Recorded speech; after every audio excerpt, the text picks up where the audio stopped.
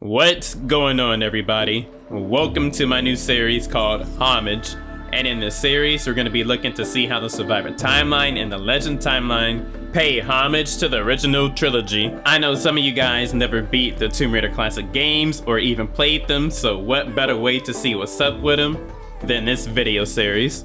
So with all that said, let's get right into the video. First up, we got the Flamethrower toting mercenary from Rise of the Tomb Raider.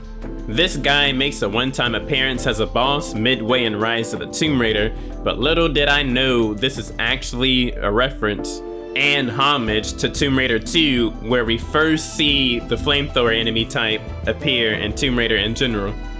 In Tomb Raider 2, the Flamethrower guy is definitely one of the more dangerous enemies. If that fire hits you, you might be done unless there's some water by you. Everybody heard of stop, drop, and roll, but have you heard of stop, pause, and reload? Shit, niggas is about to burn. Number 2, we have Eels from Shadow of the Tomb Raider. If anything from a video game showed me how dangerous eels are, it's definitely this one. Hey, you better start stabbing dude until he's dead. He's about to squeeze that oxygen out of you. Dude said you're not raiding nothing down here.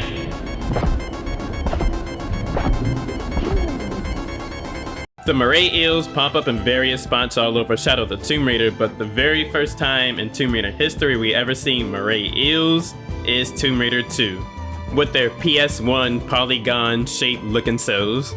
Way to pay homage, Shadow of the Tomb Raider.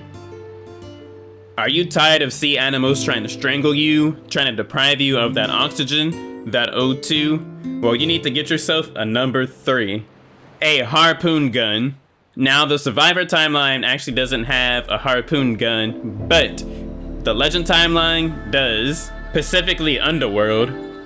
And we out here turning people into shish kebabs, just what I like.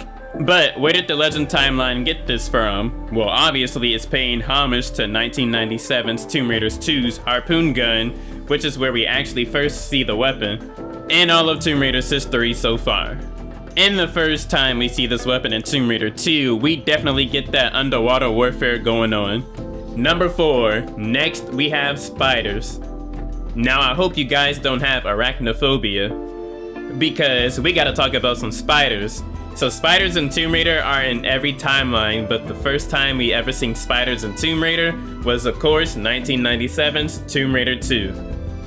Across the last quarter of the game, you finally run into these spiders, big and small in Tomb Raider 2, and in the Legend timeline in Tomb Raider Underworld, we can see big and small spiders appear in that game too.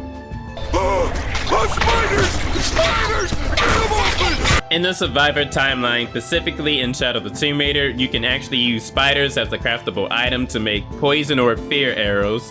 Number 5, we have dogs / wolves / foxes. We're all considering them the same thing here.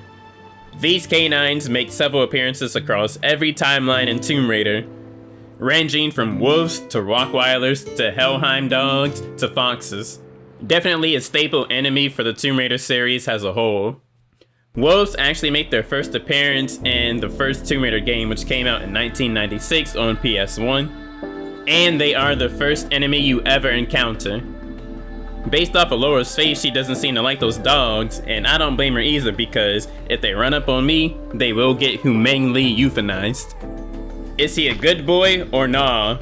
I don't know who let the dogs out, but now they gotta get smoked now. Well, let me know if you guys like this little series, because I'll continue to make it, because there's way more things to talk about as I continue to make videos that take way longer to make, and play other Tomb Raider games that take forever to beat.